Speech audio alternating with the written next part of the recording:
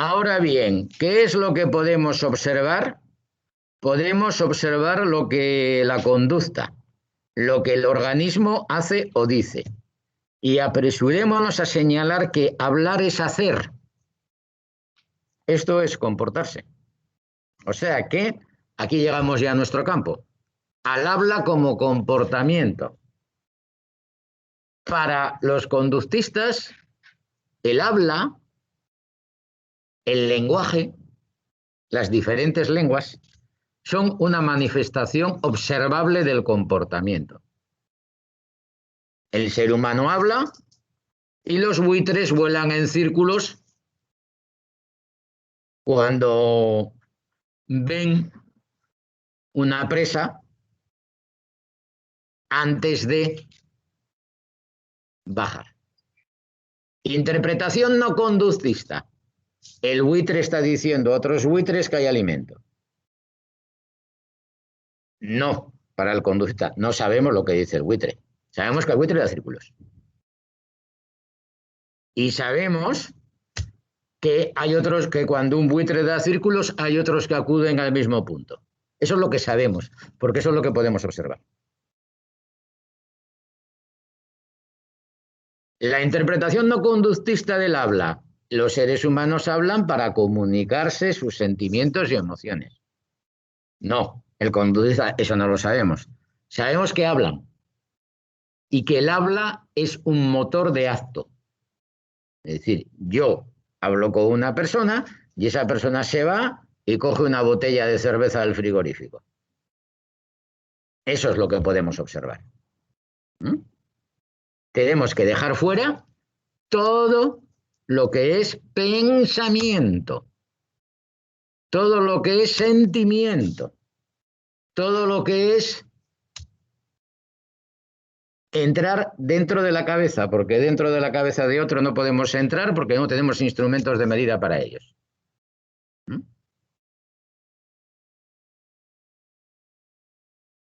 Y así vamos, estoy en estímulo-respuesta. Sí. Muy bien. Vamos a los dos conceptos básicos del conductismo. Estímulo y respuesta. Todo acto en la filosofía conductista parte de que algo estimula y el organismo responde. Te acercas la mano al fuego, te quemas, mueves la mano para atrás. Pasas la mano por una ortiga, te ortigas, mueves la mano para atrás. Estímulo, respuesta. Siempre. Eso es. La respuesta puede ser perceptible a simple vista o no. Por ejemplo, sabemos que los virus provocan infecciones, pero eso no lo vemos a simple vista. Pero sí que lo podemos ver por los cambios con el microscopio, etcétera, etcétera. Y entonces el virus entra al organismo, el organismo empieza a funcionar de una forma debilitada. Estímulo-respuesta. Si recordáis la filosofía de segundo de bachillerato y os tocó estudiar las causas de la existencia de Dios de Santo Tomás, pues ya lo decía Santo Tomás. Todo se mueve porque alguien lo empuja. Estímulo-respuesta. Sí, eso es. ¿Qué es lo que pasa cuando lo tenemos todo listado? Cuando hemos sacado todos los estímulos perfectos y todas las respuestas, pues podemos anticipar y fiscalizar, dice Watson. Anticipar, saber cómo va a ser la conducta y fiscalizarla, llevarla en el sentido que nosotros queramos. Cuando sepamos los estímulos que provocan las respuestas, estaremos en la perfecta dictadura. Porque el gobierno tendrá que aplicar los estímulos adecuados para que la gente haga lo que él quiere que hace. Y evidentemente, en la cabeza de Watson, en ese gobierno, estarían los WASP. Los blancos, anglosajones y protestantes, que son los científicos, que son los intelectuales y que son los que saben cuáles son los estímulos que hay que aplicar a los demás para que sigamos siendo barrenderos, albañiles o recogedores de basura. Esa es la idea de la conducta, el sueño del conductismo. Anticipar y fiscalizar. O sea, yo sé cómo es y por lo tanto quiero hacerlo. Ya digo que esto es el sueño de la publicidad. Porque si el que hace publicidad de un nuevo modelo de Samsung supiera cuál es el estímulo para que todos compraran ese modelo, pues lo aplicaría. De todas maneras, funcionan bastante bien en ese aspecto, ¿eh? Porque saben buscar estímulos adecuados. Pero siempre hay que mejorar. Entonces, conseguir el estímulo total sería perfecto.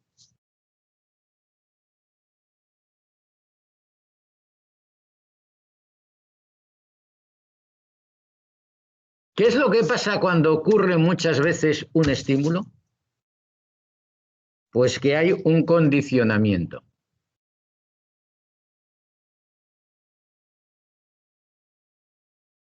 ¿Qué es lo que pasa cuando uno va por un camino de hierbas y se ortiga el dorso de la mano varias veces? Y al final rechazas no solamente la ortiga, sino todo tipo de hierbas. Tu mano automáticamente se aparta de la hierba. No tienes muy claro si es una ortiga o no es una ortiga, pero el condicionamiento hace que no quieras. ¿Qué es lo que ha pasado cuando una persona le ha mordido un perro o le ha asustado varias veces un perro? Ya rechaza a los perros desde lejos. El estímulo del perro provoca una respuesta y entonces tú te apartas, te vas por otro camino, no pasas por ese camino, das media vuelta. ¿Qué nos está pasando ahora en plena pandemia cuando vemos un grupo de gente sin mascarilla con la cual tenemos que pasar en medio? Que muchos no pasamos, nos desviamos. No esperamos a tenerlo cerca. Eso es el condicionamiento operante. Es un estímulo que ocurre tantas veces que ya se responde a él automáticamente, sin pensar.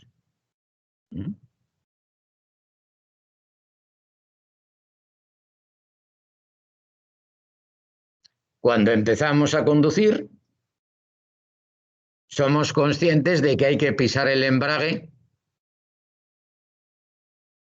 para frenar. Y entonces estamos aprendiendo y vemos un stop, y entonces piso el embrague y freno. El estímulo es el stop, la respuesta. Cuando ha sido tantas veces, uno no piensa qué hacen los pies, ni qué hace la mano para cambiar. Eso es automático. Si pudiéramos recordar lo que nos pasó cuando empezamos a andar, veríamos que teníamos que pensar en cómo se mueve la pierna. Ahora ya no. Ahora ya andamos, movemos las manos, lo hacemos todo de forma automática. Cuando repetimos muchas veces una acción, hay un condicionamiento. Buena parte de la enseñanza de idiomas se basa en esta idea, en condicionarnos. Hay muchos profesores de idiomas que dicen que lo mejor es la repetición. Y mucha gente que ha aprendido idiomas, pues bajándose el método de YouTube, antes se compraba en discos o cintas y estás aprendiendo el búlgaro y te dice la voz, repita hasta búlgara, lo que sea, que yo no soy búlgaro. Y tú lo repites una y otra vez y otra vez y otra vez hasta que tú mismo oyes una pronunciación similar. Entonces has adquirido. Ese es el estímulo-respuesta, el condicionamiento.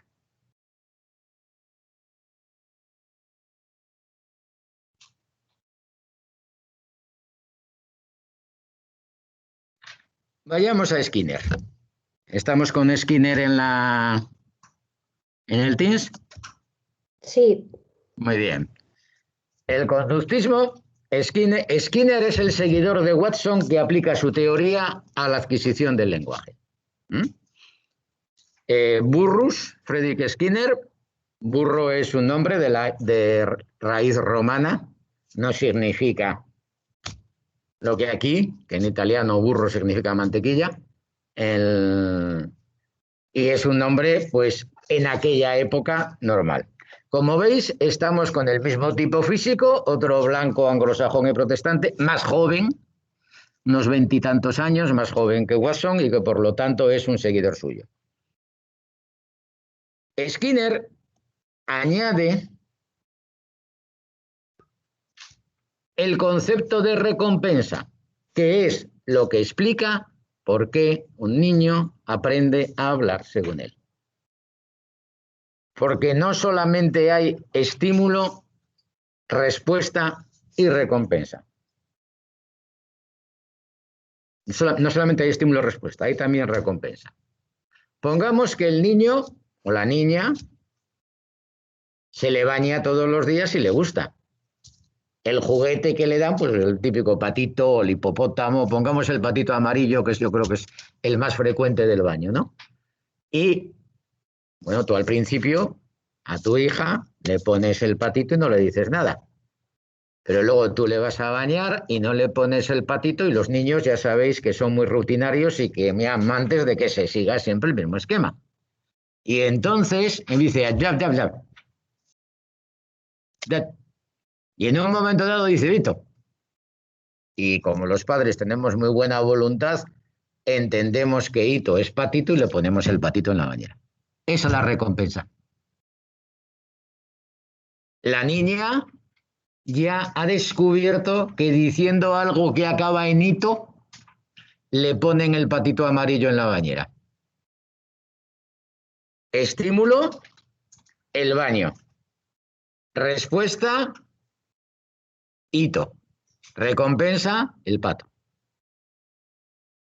Y así ella aprende que Hito provoca una respuesta. Todavía no sabemos si piensa en el significado porque no estamos dentro de la cabeza de la niña. Pero ella adquiere un mando, una capacidad de comunicarse.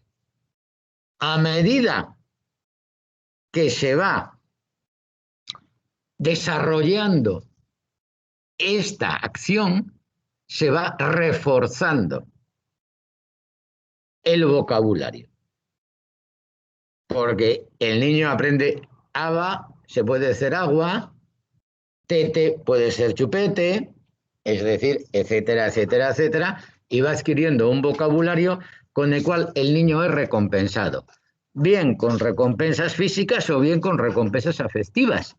Esto es muy importante, porque los niños necesitan mucho la recompensa afectiva, el abrazo, el beso, el calor del pecho, todo ese tipo de cosas. Entonces, si el niño dice, pájaro, y tú estás convencido de que ha dicho pájaro, porque los padres, insisto, tenemos muy buena voluntad para interpretar los ruidos de los niños, pues tú le coges y le das 4 besos y le dices qué listo es y al niño a la niña le gusta. Y entonces repite eso. A veces lo repite sin saber por qué. Yo recuerdo a un sobrino de un amigo que estaba en la playa y pasó una gaviota y dijo gaviota, era muy pequeñín. Y los padres estaban encantados y le hicieron 1000 fiestas. Claro, entonces el niño vio pasar un balón y dijo gaviota, vio pasar una señora y dijo gaviota, y vio pasar un carrito de los helados y dijo gaviota, porque él no asociaba todavía gaviota con el significado, sino gaviota con la recompensa. ¿Mm? Tenía que discriminar todavía. ¿Mm? En este proceso, el niño, la niña, tienen que desaprender y perder capacidad de oír y de pronunciar. ¿Qué quiero decir? Bueno, el aparato fonador humano es capaz de producir alrededor de unos 300 sonidos distintos que una máquina decodifica e identifica. Pero en cualquier lengua, los fonemas, es decir, aquellos sonidos que representan un cambio de significado, están entre 20 y 33. Creo que la que más tiene es 33, un dialecto del chino, si no recuerdo mal. Por ahí nos andamos. Entonces, está claro que nos sobran. ¿Mm? Entonces, el niño español, la niña española, tiene que aprender que casa y casa es lo mismo. ¿Mm? Casa, casa. Casa, S sonora, S sorda, perdón. Casa, S sonora. ¿Es igual? A nosotros no es igual. Pero claro, poisson y boisson, que es pescado y veneno respectivamente en francés, se diferencian entre la S sorda y la S sonora.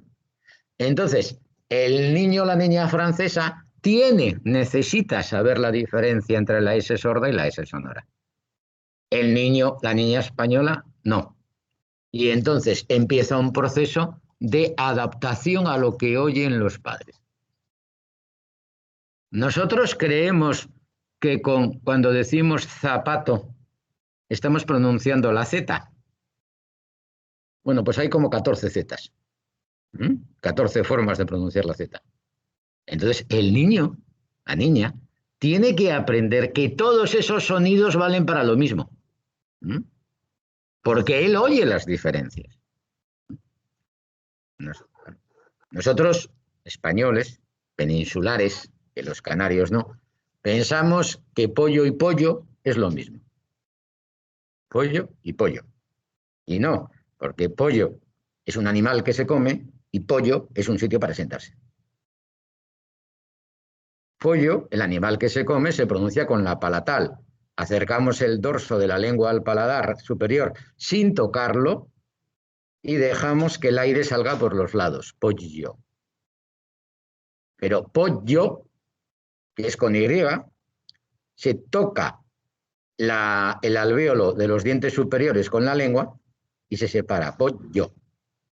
Y de ahí viene apoyarse, que no es apoyarse, porque apoyarse sería volverse un pollo. Sino apoyarse es apoyarse así.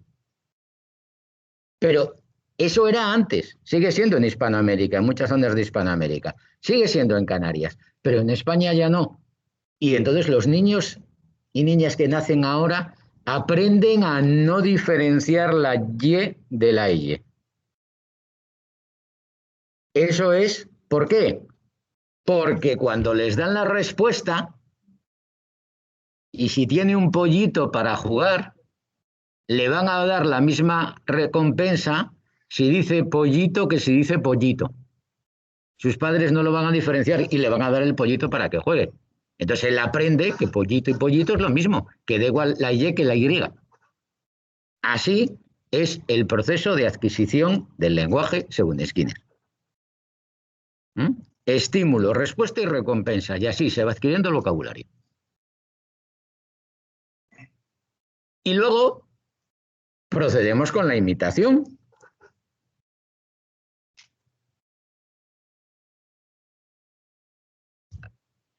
El niño asocia palabras a situaciones, objetos o acciones. Me imagino que todos visteis el vídeo que circuló por WhatsApp de la niña pequeña que cada vez que veía una cosa como una caja se limpiaba las manos como si fuera gel. Salió por ahí. Ese es un proceso de imitación clarísimo. Todos los niños imitan, todos los niños hacen juego simbólico. Pues también lo hacen en cuanto a las palabras. Y entonces, si ven que su padre y su madre dicen hola, él dirá hola. No es que sepa lo que significa el saludo. Él está imitando el ruido. Sobre todo porque cuando él dice hola, se ponen muy contentos sus padres y le dan un abrazo. Entonces él dirá hola varias veces. Porque, oye, si con hola me da un beso, pues mejor. Y entonces a los padres nos gusta. Ese tipo de proceso hace que vaya adquiriendo vocabulario y luego, claro, son unos observadores absolutos que están todo el rato fijándose y que por eso almacenan una tremenda cantidad de información y entonces se procede el proceso de imitación y ya cuando es un poco mayor le refinamos la recompensa.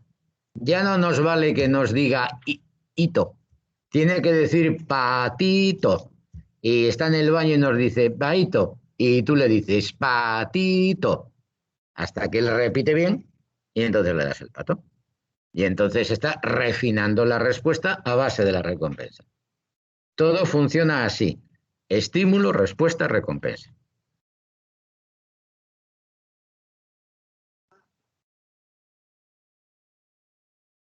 Y claro, cuando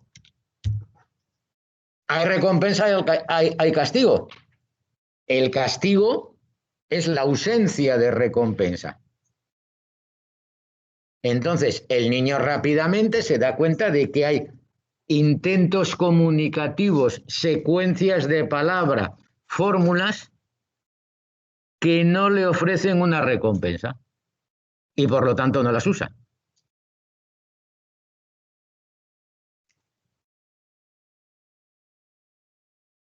Y descarta las inadecuadas y usa las adecuadas.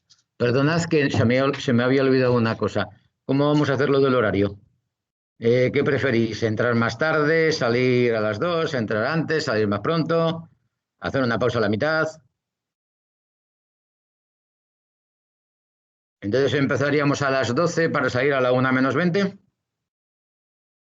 ¿O queréis tener 5 minutos de descanso o cómo? A las 2 menos 20. Muy bien. Vale, que tenía que haberlo dicho al principio, se me había olvidado. O sea, que empieza a las 12.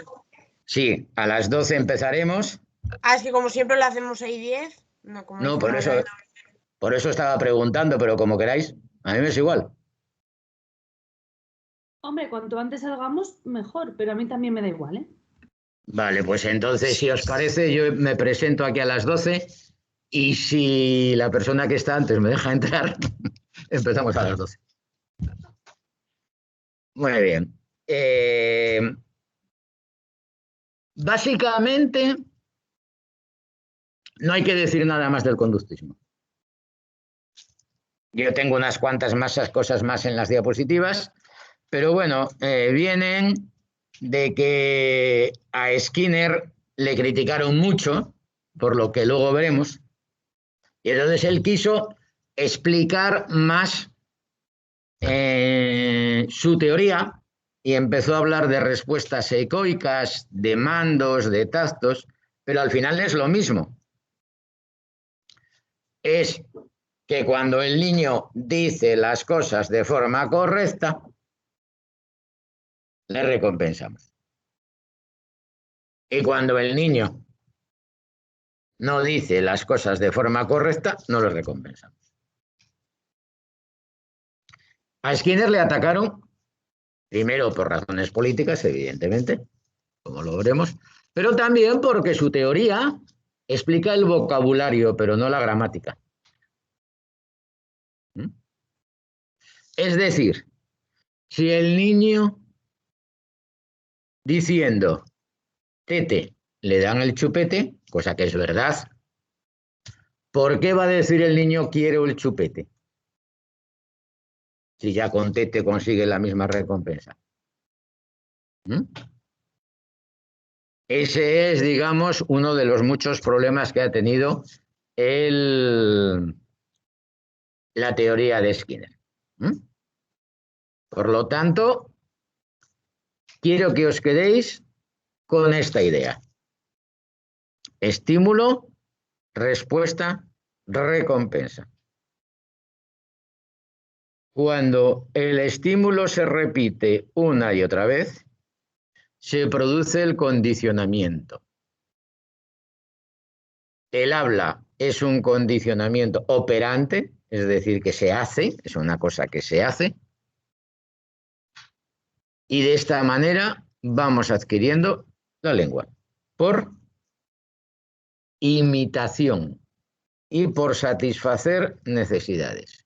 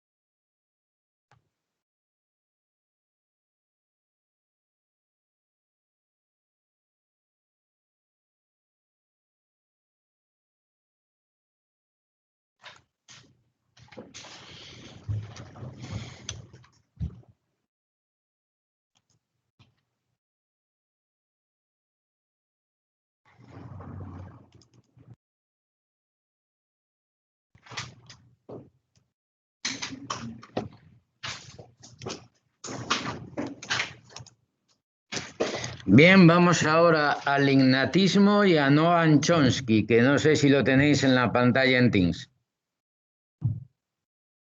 Sí. Sí. Muy bien. Bueno, pues Noam Chomsky también es norteamericano.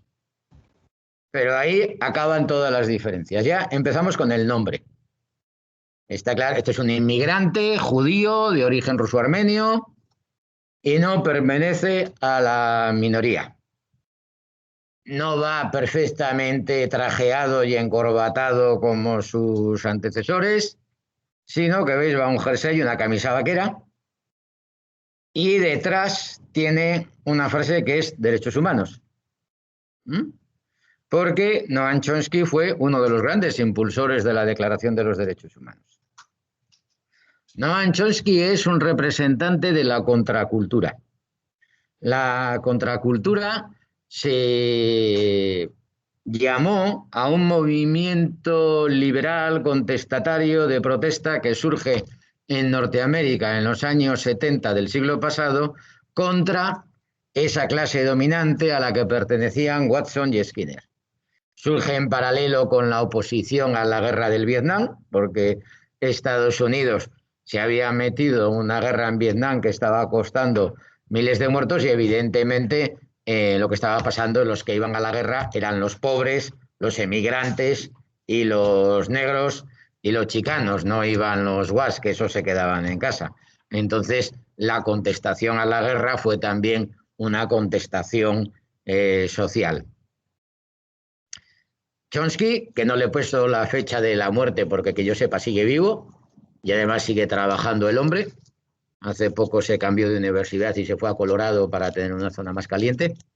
Es pues una de las máximas referencias intelectuales de Estados Unidos en esos años y es lingüista, es filósofo, es historiador. Y él empieza como lingüista. Pero su teoría lingüística, parte de una idea que hay que tener clara. Todos los hombres son iguales y tienen los mismos derechos.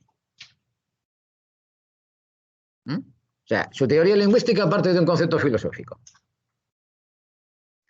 Son los años del movimiento hippie, si alguno ha oído hablar de ello, cuando la gente se vestía con muchas flores y se inyectaba con ácido lisérgico y fumaba marihuana y todo era hermandad universal y la paz, etcétera, etcétera. Y cantaba Bob Dylan y una serie de elementos. Y en España no nos llegaba nada de eso, pero nosotros lo mirábamos deseando ir a los festivales de rock. Entonces en España no había festivales de rock, estaban prohibidos. Entonces tú sabías que en Norteamérica pues se hacía en Woodstock cada año, etcétera, etcétera. Antes solamente lo había visto uno. Voy a hacer una prueba. ¿Alguien ha visto aquellos maravillosos años? La serie de televisión. ¿Os recordáis la música? Es una canción de los Beatles, con una pequeña ayuda de mis amigos, que canta Joe Cocker en un tono mucho más rockero. Eso, digamos, fue el himno, por así decirlo, de la contracultura. La cantó Joe Cocker en el Festival de Woodstock. Y si lo veis, si os da por buscarlo en YouTube, veréis la pinta que tenían entonces toda esta gente. Bien, pues la idea de Chomsky es hacer una gramática formal y general. ¿Qué quiere decir esto? Que sirva para todas las lenguas. Y ahora hablo de lenguas, no de lenguajes. Que sirva para todas las lenguas. Como partimos de la base de su idea, todos los seres humanos son iguales y tienen todos los mismos derechos, todos hablan lenguas y todas las lenguas tienen que tener un elemento en común, una serie de elementos comunes, unas estructuras profundas, unas bases con arreglo a las cuales se organizan las gramáticas particulares. Y entonces lo que él habla es que una teoría gramatical tiene que tener una base formal. O sea, ¿cuál es la forma básica? De todas las lenguas. ¿Cuáles son los elementos en común? Ahí nace la lingüística comparada. ¿Todas las lenguas tienen verbo? Parece ser que sí. Luego el verbo es uno de los elementos que está en la teoría formal. ¿Todas las lenguas tienen sujeto y predicado? Parece ser que sí también. Digo, parece que ser que sí porque no tenemos gramáticas de todas las lenguas, ni mucho menos, ¿eh? Que hay muchas lenguas amerindias, asiáticas, en proceso de desaparición o que están desapareciendo, cuya gramática no conocemos. Se calcula que cada mes desaparece una lengua del mundo, porque el grupo social humano ha desaparecido o se ha integrado en otras lenguas dominantes, y por lo tanto los estudios gramaticales son de las lenguas importantes, pero las lenguas minoritarias pues no las tenemos, y por lo tanto cuando digo parece ser que sí, digo porque de las lenguas que hasta ahora se han estudiado las gramáticas, en todas hay verbo, en todas hay sujeto y predicado, pero no hay en todas artículo. Por ejemplo, el euskera no tiene artículos. Y cuando oímos hablar un euskera parlante en castellano, le notamos enseguida porque no utilizan los artículos.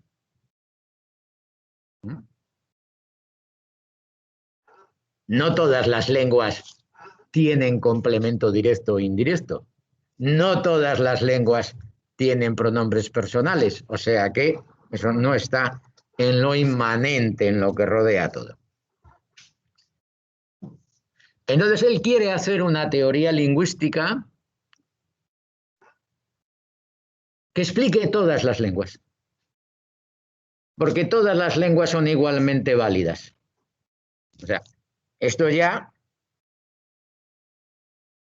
en Estados Unidos, donde ahora hay una corriente, y siempre la hubo, legislativa que prohíbe la enseñanza del español, por ejemplo, en diversos estados, donde el inglés se entiende como idioma único, es ya una protesta. El decir todas las lenguas son iguales y todas valen, era una base también contestataria.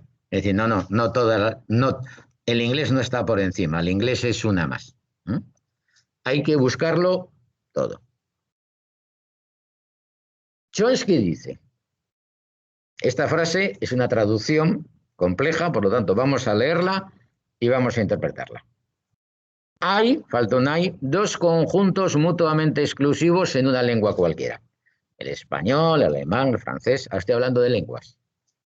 El conjunto de las oraciones que pertenecen a esa lengua, o sea, las oraciones que dentro de esa lengua son gramaticales, y las que no pertenecen a ella y son, por consiguiente, agramaticales. ¿Cuáles son gramaticales y cuáles no? Pues definidos por la gramática de la lengua en cuestión. Pero cuidado, ¿qué es la gramática para Chomsky? No es un libro de reglas, no. La gramática está aquí.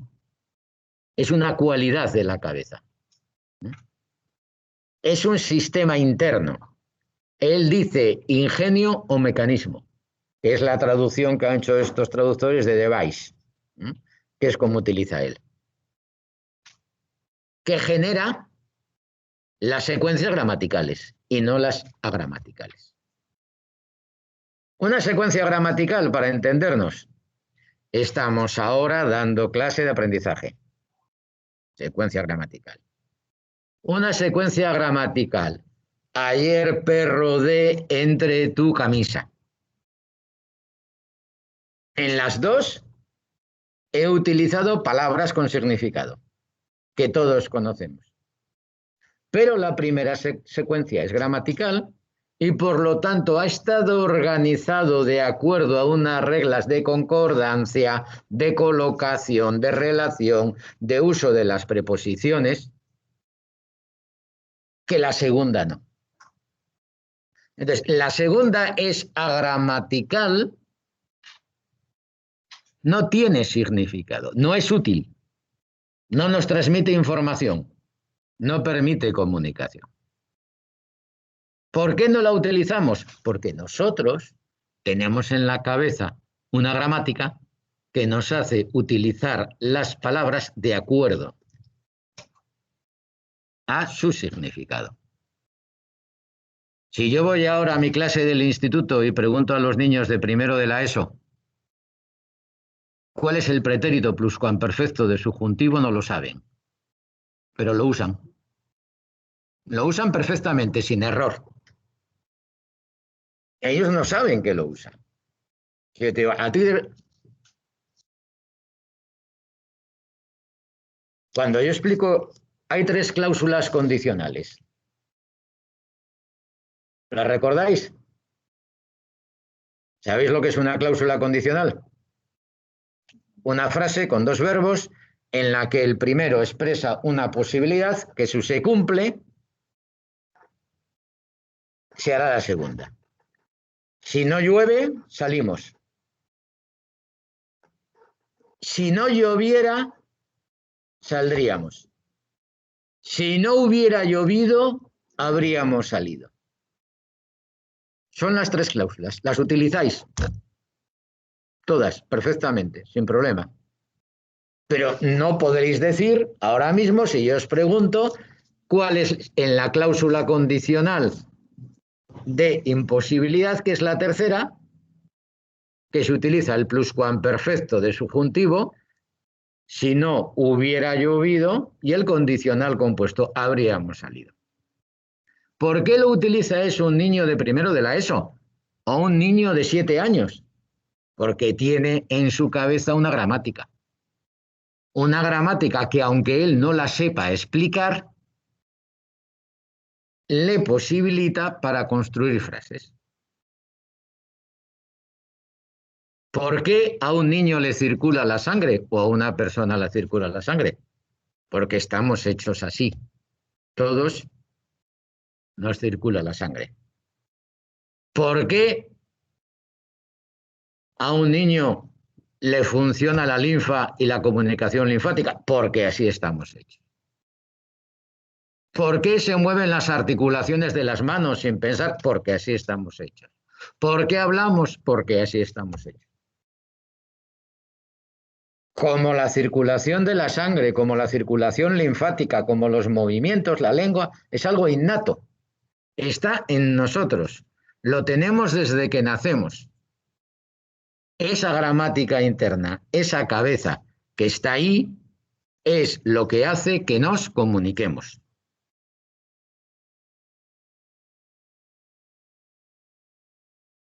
Eso es el innatismo, la teoría del innatismo.